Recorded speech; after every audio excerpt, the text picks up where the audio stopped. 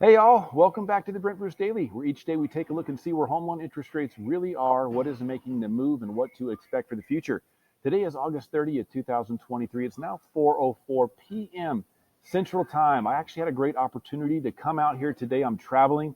I'm in the corporate office of United Wholesale Mortgage and got to hear a little bit from Matt Ishbia, the president and CEO of United Wholesale Mortgage, the largest mortgage lender in the United States. It's great to come out here, meet some of the people that I communicate with and work with on a daily basis in getting your home loans completed.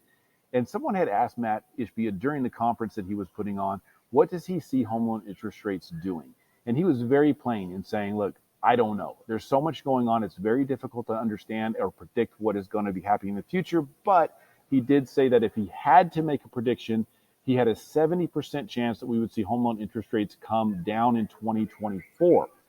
Good news, and he did mention it could be, maybe sooner, maybe later. But that was a good number to hear from him. 70% is definitely a good opportunity for that to happen. But we do know that something is coming even sooner here. At the end of the week, we're hearing from the Bureau of Labor Statistics on their monthly report about employment. And that is really what the Federal Reserve has been pointing to and putting really a lot of weight into is employment numbers. While they're seeing that inflation number come down on a lot of the other reports, they're just not happy with what they're seeing in the employment reading. So we need to see a poor employment report. We need to see more layoffs and less hiring, lower amounts of increases to the hourly earnings in order for them to feel more comfortable that inflation is coming down and that the work that they've been doing with the federal funds rate is taking hold.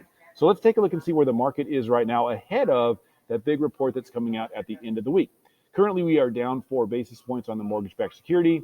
Not a big move. 10-year Treasury is up 1. Again, not a big move.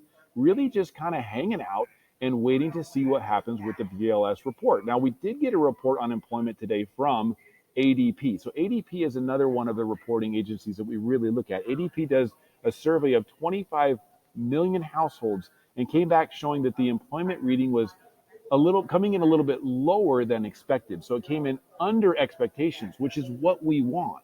So that was good for us, a good kind of precursor for what we hopefully will see here on the BLS report on Friday. So again, jumping over here to the response to those reports, you can see on our charts here, we had a couple of very good days, and we just now are sitting here under this now ceiling of resistance that we need to break through in order to move forward and get us to where we want to be up here in closer to the middle of the moving averages so we can start battling these floors or ceilings that are over us and trying to continue our improvements. So what does that mean as far as the actual interest rates? Let's go ahead in here and run our Brent Bruce Daily scenario that we do each day. Take a look and see how home loan interest rates are responding to the movements.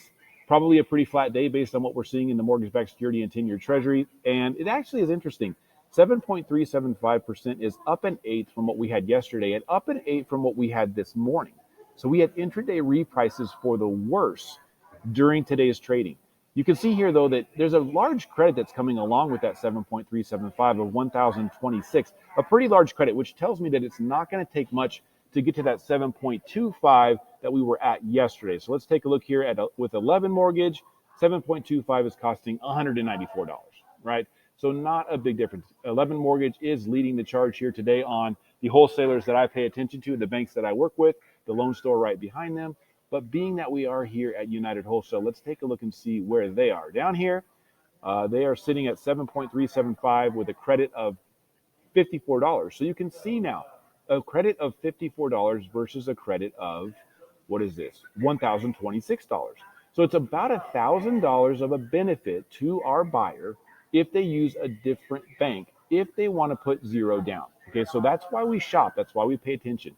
Now, there's other reasons why we would use a lender like United Wholesale, customer service being one of those that seem to be the best at actually producing and executing on the delivery of loans as well. But let's take a look right here. You can see that United Wholesale, to get to that 7.25, is costing $936. So not as big of a disparity. About a $500 disparity at 7.25 from the number one lender, 11 Mortgage. See how that changes a little bit. We got to pay attention to that. We got to shop the home loans. 5.99%, we always like to take a look at that. Currently at 3.183 points to get to that 5.999 to get into that 5 handle. But again, we were talking about like 4.5 not long ago. So things are improving when it comes to home loan interest rates. So That is where we are right now. I am traveling, so I'm going to keep this short. Make sure that you like, subscribe, share, and hit that notifications bell so you get more notifications of what is going on in the market. And I will get back to you again tomorrow.